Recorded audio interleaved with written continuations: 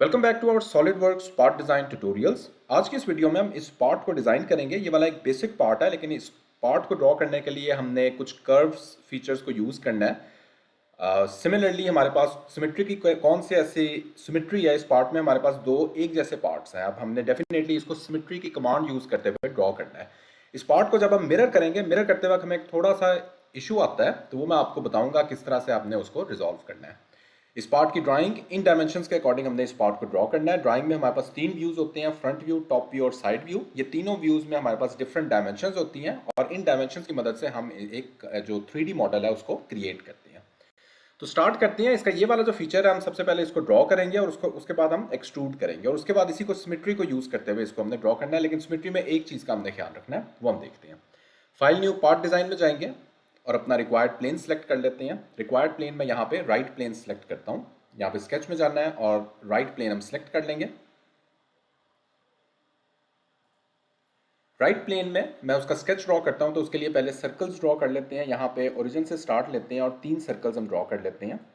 3 circles basically मैं इसलिए कर रहा हूँ क्योंकि हमारे पास जो उसके बाद एडिशनल एक्सट्रूजन्स हैं उनको भी हमने अकोमोडेट करना है। तो इनकी डायमेंशन दे देते हैं। इनर सर्कल की हमारे पास डायमेंशन जो है, so as per our drawing ये 18 मिलीमीटर, 30 मिलीमीटर और उसके बाद जो आउटर सर्कल है यहाँ पे उसकी 50 मिलीमीटर मेरे पास डायमेंशन है।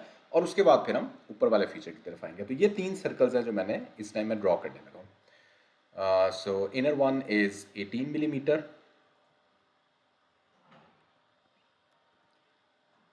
आउटर वन मेरे पास 30 मिलीमीटर है और सबसे जो लार्जेस्ट सर्कल है दैट इज रेडियस 25 गिवन है, तो उसका डायमीटर मेरे पास 50 मिलीमीटर हो जाएगा। उसके बाद मैंने इसका ऊपर वाला फीचर ड्रॉ करना है। तो ऊपर वाले जो सर्कल्स ड्रॉ करने हैं, मैं एक सेंटर लाइन ड्रॉ कर लेता हूँ और उस सेंटर लाइन को मैं फिर यहाँ पे एक इसमें जो हमारे पास डायमेंशन मिसिंग है इस सर्कल की और इस सर्कल की, वो मेरे पास जो है वो 70 मिलीमीटर है। इस सर्कल के सेंटर का और इस सर्कल के सेंटर का जो डिस्टेंस है दैट इज 70 मिलीमीटर। इसको मैं ऐड कर दूंगा, तो वीडियो डिस्क्रिप्शन में आपको पूरी ड्राइंग सब डायमेंशंस के साथ मिल जाएगी। तो 70 मिलीमीटर मैंने इसको यहाँ पे ड्रॉ करना है। तो सेंटर लाइन सेलेक्ट कर लेते हैं और सेंटर लाइन इस पॉइंट से स्टार्ट करके हम एक सेंटर लाइन ड्रॉ करते हैं और इसी की मैं डायमेंशन दे देता हूँ 70 मिलीमीटर, क्योंकि इसी के दूसरे एंड पे मैं अपने दूसरे जो फीचर्स हैं, सर्कल्स हैं, उनको ड्रॉ करूँगा। तो इसको मैं 70 मिलीमीटर यहाँ पे डायमेंशन दे देता हूँ और इसी की दूसरी साइड पे मैं सर्कल्स ड्रॉ करता हूँ। तो इस पॉइंट पे भी मैंने 2 सर्कल्स ड्रॉ कर लेने हैं, circle number 1 and circle number 2। अब मैं इनकी डायमेंशन दे देता हूँ। तो इनर सर्कल की मेरे पास as per my drawing this is 42 millimetre और आउटर सर्कल की मेरे पास जो डायमेंशन है दैट इज 66 मिलीमीटर। ओके, ये मेरे पास जो है वो दोनों सर्कल्स इस टाइम कंप्लीट है। अब लेकिन जो हमने मेन चीज़ करनी है वो हमने कर्व्स के जरिए इन दोनों सर्कल्स को ज्वाइन करना है। और कर्व्स को जब हम, हमारे पास डिस्टेंस गिवन है 35 मिलीमीटर, तो कर्व्स को हम एज सच डायमेंशन नहीं दे सकते, वो हमारे पास सेंटर की डायमेंशन आ जाएगी। तो वो जरा हम देखते हैं, अगर हमने कर्व्स की डायमेंशन देनी हो तो हम किस तरह देंगे। तो यहाँ पे हम 3 पॉइंट कोई से कर्व सेलेक्ट कर सकते हैं। मैं यहाँ पे 3 पॉइंट आर्क सेलेक्ट करता हूँ।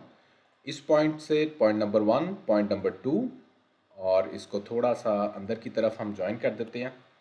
सिमिलरली अगेन मैं यही कमांड सेलेक्ट करता हूँ, पॉइंट नंबर 1, पॉइंट नंबर 2 और इसको थोड़ा सा इनसाइड हम क्लिक कर देते हैं। ओके, अब मैं यहाँ पे रिलेशन डिफाइन कर देता हूँ। इन दोनों का रिलेशंस, इन चारों का रिलेशंस बेसिकली मैंने टेंजेंट देना है।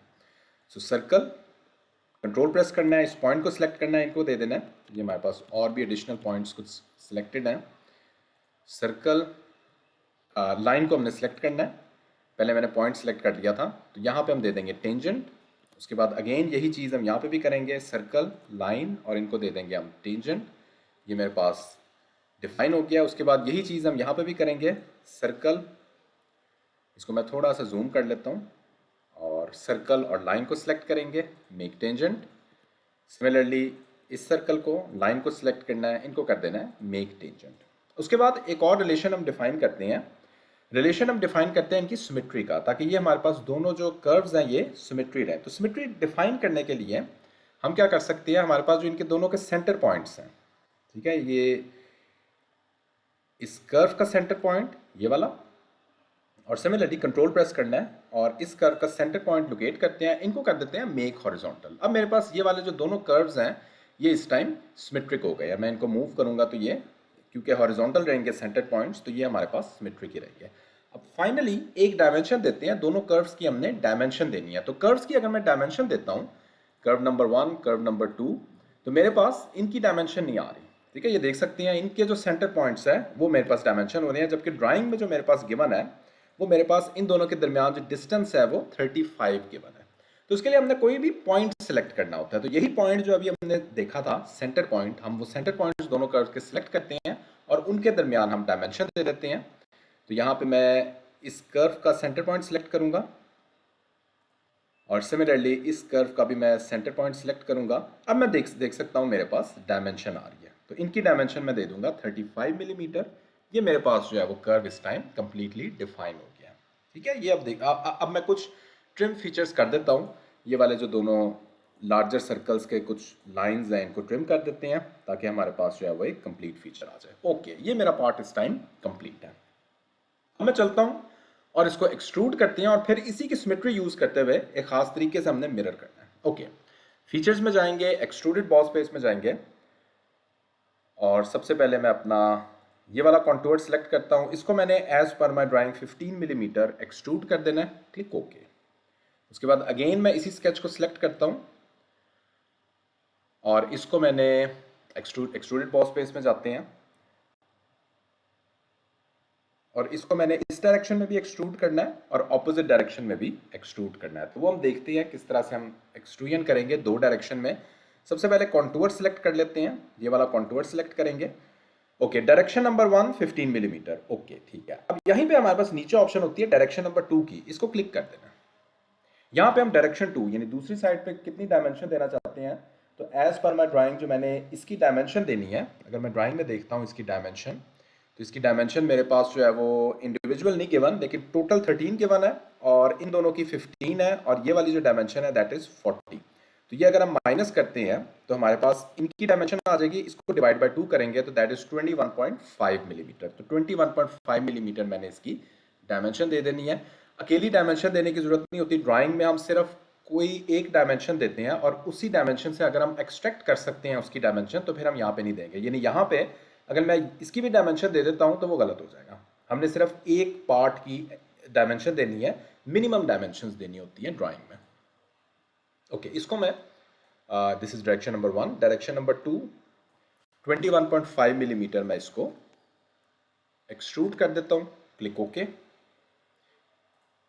उसके बाद नेक्स्ट अपने कॉन्टूर की तरफ आते हैं, इसी स्केच को सिलेक्ट कर लेना है और यहाँ पे एक्सट्रूडेड बॉस स्पेस में जाएंगे और इसको मैंने दूसरी डायरेक्शन में ही करना है। सो 15 प्लस 40 मिलीमीटर मेरे पास जो है वो टोटल डायमेंशन थी, लेकिन इसको भी मैं हाफ करूंगा। हाफ क्यों करना है, क्योंकि हमने मिरर करना है इसको भी। तो 15 प्लस 20 हम इस तरह भी लिख सकते हैं, 15 प्लस 20 वो खुद ही कैलकुलेट कर लेगा, that would be 35 millimetre. Click okay. तो ये मेरे पास जो है वो मेरे पार्ट का हाफ फीचर इस टाइम कंप्लीट हो गया।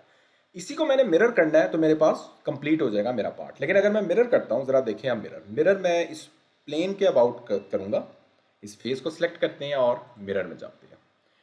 अब यहाँ पे मैं सारे फीचर सिलेक्ट करता हूँ, feature number 1, feature number 2, feature number 3।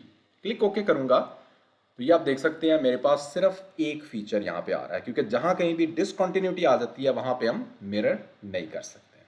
ठीक है, तो इसको हम किस तरह से करेक्ट कर सकते हैं, इसको मैं ऑल टुगेदर डिलीट कर देता हूँ और दोबारा से हम मिरर सेलेक्ट करते हैं। तो ये वाला फेस सेलेक्ट करना है, इसी तरह मिरर कमांड में जाना है और यहाँ पे हमारे पास ऑप्शन होती है बॉडीज टू मिरर की, इसको हम सेलेक्ट करेंगे यहाँ पे। तो बॉडीज टू मिरर को सिलेक्ट करेंगे। अब ये हमारे पास एक कंप्लीट बॉडी है इस टाइम, क्योंकि मैंने जब भी ये एक्सट्रूजन किया है तो बाय डिफॉल्ट हमारे पास एक ऑप्शन सेलेक्ट हो रही होती है मर्ज सॉलिड्स की। ठीक है, तो आपके पास जब भी एक बॉडी क्रिएट होती है वो कंप्लीट सॉलिड ही क्रिएट हो रही होती है। तो किसी भी एक फीचर को, चाहे इसको सिलेक्ट कर लें, इसको सिलेक्ट कर लें, ये कंप्लीट एक बॉडी है तो इसको मैं सिलेक्ट करता हूँ। तो इस बॉडी को मैंने मिरर करना है। क्लिक ओके करेंगे तो मेरे पास इसी पार्ट का दूसरा जो फीचर है वो भी मिरर हो जाएगा और मेरा पार्ट इस टाइम कंप्लीट हो जाएगा। तो इसको रिक्वायर्ड हम अपीयरेंस दे देते हैं स्टील की। कंप्लीट पार्ट को देना था, सिर्फ ये वाला फेस सिलेक्ट था तो अगेन मैं दे दूंगा। तो ये मेरे पास जो है वो पार्ट इस टाइम कंप्लीट है। तो आई होप आपने देखा होगा किस तरह हम इस पार्ट को डायमेंशंस पहले तो कर्व्स की जब डायमेंशंस है तो कोई ना कोई पॉइंट सेलेक्ट करना है, और मिरर में जब इस तरह की चीज़ आ जाए तो मिरर आपने किस तरह करना है वो आपने देखा। स्टिल अगर कोई कन्फ्यूजन है, कोई क्वेश्चन है, इसी वीडियो के कमेंट सेक्शन में आप पूछ सकते हैं। अगर ये वीडियो पसंद आती है तो please do subscribe the channel. Thanks for watching this video.